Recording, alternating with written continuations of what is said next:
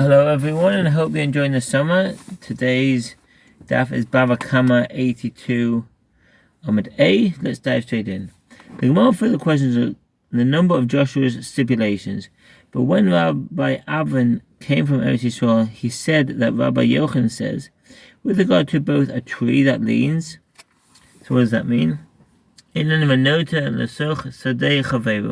With regard to one who has a tree that is situated close to the boundary of his neighbor's field, or that leans over into his field, although he should have distanced the tree to prevent these situations, nevertheless, he brings the first fruits of that tree to the temple and recites a declaration, as it is on this condition that Joshua apportioned Eretz Yisrael to the tribes. Ram Sefer Zerayim Hilchet become 2:11 into the field of another.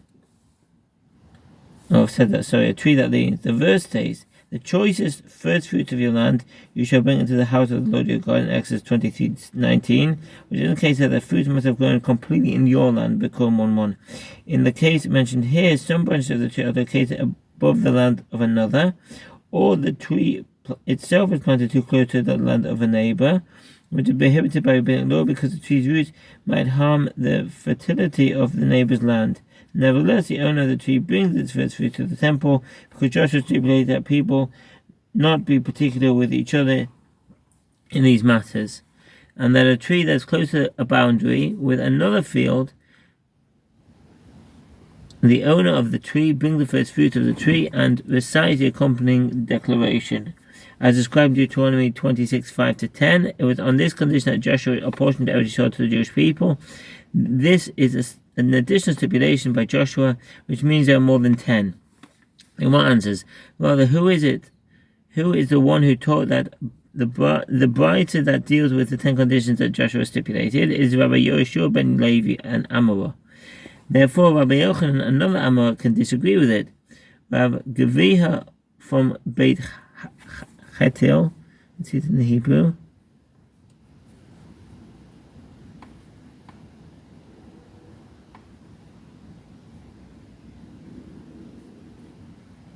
Kasil teaches explicitly in his version of the Baita.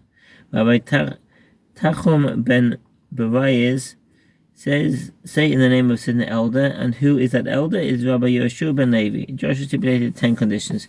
So let's see a bit more information. Who is Rav Gaviha ben Kasil?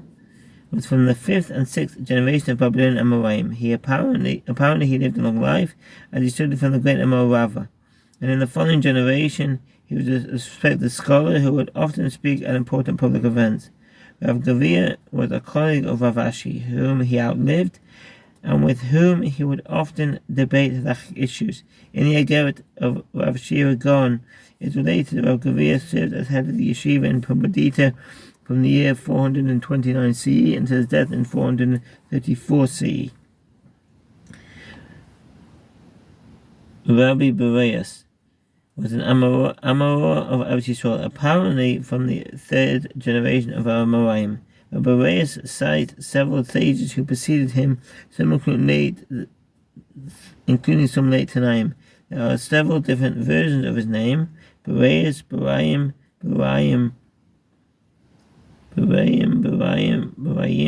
It is likely that this is his Greek name, perhaps related to the Greek word Berayas, meaning a north wind. The sages taught that sage Ezra the scribe instituted 10 ordinances. He instituted that communities read the Torah on Shabbat in the afternoon. Moses instituted that the Torah be read publicly on Shabbat morning, Mondays and Thursdays. Ezra further instituted that it be read on Shabbat in the afternoon as well. He also instituted that on this occasion and on Mondays and Thursdays 3 people be called to read, and a total of at least 10 verses be read. Ram Sefer Ahava Hilchet Tefillah 12:1. And they also read the Torah on every Monday and Thursday, and the courts convene and judge every Monday and Thursday. Elsewhere in the Talmud Ketubah 3a, it stated for Ezra's time the courts used to convene every weekday. If so, how was Ezra's ordinance an improvement on that situation? Tosfot Rabbeinu Tam explains that prior to Ezra's ordinance, the courts would sit in session every day, only in the large cities, Whereas Ezra instituted that on Mondays and Thursdays they convened even in small towns. Certainly before Ezra's time, the courts would meet haphazardly, whatever was necessary to hear.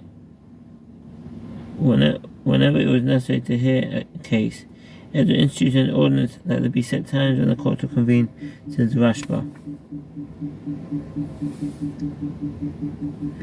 Ezra instituted an ordinance that the courts convene on Mondays and Thursdays, as on these days people from the countryside would come to the town to hear the reading of the Torah. Nowadays there is no need for the court to convene specifically on these days. Torah Mishpat 5. And one does laundry on Thursday. This day was chosen so that people would be free on Friday to devote their time to Shabbat preparation, Rabbeinu, Yonatan Glenel, and the Meiri. Chabsim b'chamishi b'Shabbos. Sorry, what does it say about the laundry? One is laundry on Thursday. I said that. Yeah, interesting that laundry be done on Thursday and on Shabbat. Accordingly, it's improper to wear the same shirt without laundering on certain Shabbatot.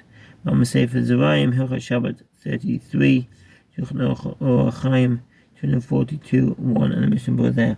And one eats garlic on Shabbat Eve. And Ezra further instituted that a woman should rise early and bake. Rashi explains that this is referring to those days where she normally bakes. Alternatively, the reference is specifically to Friday mornings. A woman should bake bread on Friday morning for the whole week, so that poor people who will collect bread from people's houses will have enough to eat all week. Rabbeinu Yonatan Glenel, this interpretation states explicitly in Jewish Talmud, bread on those days when she wants to bake, and that a woman should don a breechcloth, and that a woman should first comb her hair and only then immerse in a ritual bath after becoming ritually impure, and that peddlers of cosmetics and perfumes should travel around through all the towns. And Ezra further instituted the requirement of immersion for those who experience a similar omission. The Gemara analyzes these ordinances, the first of which is that community shall read the Torah on Shabbat afternoon. Though this Gemara explains that this ordinance was instituted due to those who would sit idly on street corners who do not attend the synagogue during the week. Rashi explains that this refers to students who are unable to attend the synagogue during the week due to their busy work schedule. Since they do not hear the Torah readings on Monday and Thursday, Ezra instituted that there would be a reading on Shabbat afternoon when these individuals would be able to come and hear it. Others explain that the reference here is to unlearned idlers who would congregate on street corners on Shabbat afternoon to engage in idle socializing. Ezra instituted the extra Torah reading so that these people would go to synagogue instead, hear the words of the Torah, using Mechubeses in the Meiri, who do not attend the synagogue during the week. The Gemara discusses the second of Ezra's ordinances, and that they should read the Torah on every Monday and Thursday. The Gemara asks, did Ezra institute this practice? But it was instituted from the beginning, long before his time. Ezra taught in a Braita with regard to the verse, and Moses led Israel onward from the Red Sea, and they went out into the wilderness of Shur, and they went 3 days in the wilderness, and they found no water. Exodus 15:22. Those interpret verses metaphorically say that water here is referring to nothing other than Torah, as is stated metaphorically concerning those who desire wisdom. How everyone who thirsts come for water, Isaiah 55:1. The Braita continues. The verse means that since Jews traveled for 3 days without hearing any Torah, they became weary, and therefore prophets among them arose and instituted for them that they should read from the Torah each Shabbat, and pause on Sunday and read again on Monday, and pause on Tuesday and Wednesday and read again on Thursday, and pause on Shabbat Eve, so they would not tarry 3 days without hearing the Torah. Evidently this practice predates Ezra. The Gemara answers, initially they instituted that one man read 3 verses, or alternatively 3 men read 3 verses. Either way, the number 3 corresponds to the 3 types of Jews: priests, Levites, and Israelites. Ezra later came and instituted that 3 men always read, and that 10 verses altogether be read by them, corresponding to 10 idlers in a city, either 10 men who are paid to spend their time dealing with synagogue and communal matters. The next ordinance of Ezra is, and the courts convene and judge every Monday and Thursday. The Gemara explains that the reason for this ordinance is that many people are found in the city on those days, as they come from the countryside for the reading of the Holy Book, the Torah, which is performed on Monday and Thursdays, as stated above. Writer teacher, and that one should do laundry on Thursday. This is instituted due to the need to have clean garments in deference to Shabbat. The Gemara explains the next listed ordinance, and that one should eat garlic Shabbat Eve. Let's explain that. Shum, garlic is not only a seasoning and an appetizer, but a food that provides many health benefits. The role of garlic in killing intestinal worms has long been known, and recent studies have shown its benefits with regard to several other health issues as well. Due to a large amount of protein, it contains up to 20% of the weight of a dried garlic clove. It is satisfying and causes a general feeling of warmth in the body. This is due to the fact that garlic enhances sexual potency, and Friday night is an appropriate time for conjugal rites. As is written concerning the righteous, and he shall be like a tree planted by streams of water that brings forth his fruit in the season, Psalms 1:3. And Rabbi Yehuda says, and some say it was Rav Nachman, and some say it was Rav Kahana, some say it was Rabbi Yochanan, who said, this is referring to one engaged in sexual intercourse every Shabbat Eve. The prescribed frequency of sexual intercourse for Torah scholars is once a week, 62, but 62b. It was proper for Torah scholars to engage in intercourse each Friday night. Kabbalistic reasons have been suggested for this practice. Rambam Sefer Noshim, Hilchot Yishut, 14:1, Shulchan Aruch Orach Chaim, 1 Ibn Ezra, 76:2. The sages taught in a Braita that 5 matters were stated with regard to garlic.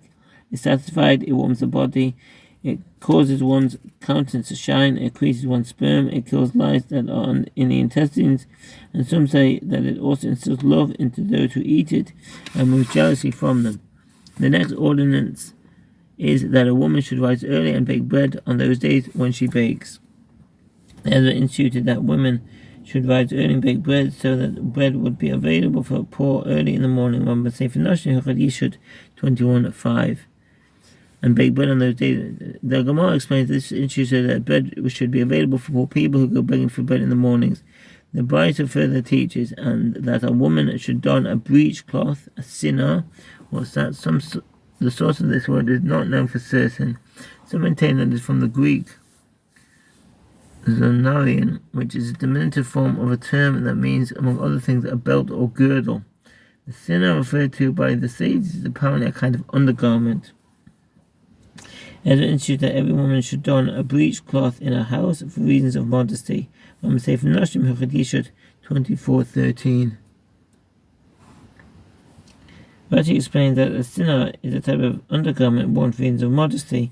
Others explain that sinner is a kind of apron that is worn over the main garments, more like a modern apron, in order to keep one's clothes clean while doing housework. The Gemara associates a sinner with modesty because without an apron, a woman would fold up the bottom of her skirt to keep it from becoming soiled as she works. See also Jerusalem Talmud Megillah 4:1. This ordinance was instituted due to reasons of modesty. The Braita adds that a woman should first comb her hair.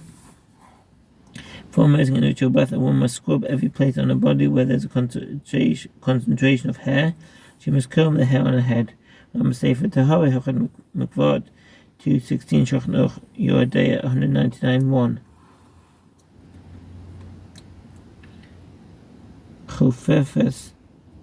Rashi explains that chofefes means combing. Others maintain this term refers to washing. Says the Rid. As for combing the hair, the Rid writes that this is what the Gemara means when it says that inspecting the hair for knots is required by Torah law. Termly, chofefet means rubbing, i.e. scrubbing, in the Orach. Some commentators contend that chofefet applies only to hair on the head, and the sages said that prior to immersion in a ritual bath, it is proper for one to wash any area on the body where there are faults in the skin, in which unnoticed dirt can collect. The practice of women nowadays is to bathe their bodies in hot water before immersion. It's a custom and is not due to a rabbinic decree. And only then immerse in a ritual bath. This is to ensure that there is no dirt or other substance in the hair that would invalidate the immersion. The Gemara questions this. This is required by Torah law. Ezra did not institute this. As is taught in a Braita concerning a verse that discusses one who must undergo ritual immersion, and he shall bathe his flesh as basara in water, Leviticus 14:9. This verse teaches no substance should interpose between his flesh and the water. When the verse states this in the expanded form of ed his flesh, using the term ed, this teaches that the water must come into contact even with that which is subordinate to its flesh. And what is that? Is one's hair. Accordingly, the Torah itself states that there may not be any interposing substance in the hair at the time of the immersion. Linded as at. They the same response. By Torah law, one is required to inspect the uine. Before immersing into a bath, a woman must inspect and clean herself to ensure there is no repulsive substance on her body or constitute an interposition between herself and the water. Nowadays, the accepted custom is that nothing at all be on the woman's body during immersion, including a substance that is not repulsive and whose presence on her body she does not mind. Mama Sefer Tahoi Hochad Mekvod 112 Shulchan Aruch Yodei 198-1 199-1. His or her hair before immersion, or perhaps some hairs are knotted together. In the case where a single hair became tangled and knotted, if the woman is bothered by its presence, it constitutes an interposition. If she does not mind it, the knotted hair is not considered an interposition, unless most of the hairs are in this condition. 215 Shulchan Aruch Yodei 198-5. Preventing contact with the water at that spot, or perhaps there is some repulsive substance in his hair. One must perform this inspection because this would constitute an interposition. Thank you for listening and all the best. Bye.